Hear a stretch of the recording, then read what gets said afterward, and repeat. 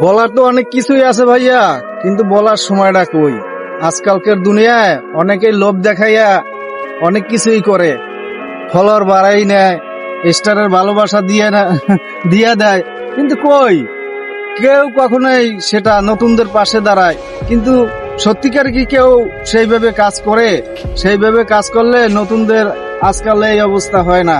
তাই আমাদের উচিত নতুনদের মিলেই নতুনদের আগাই নেওয়া।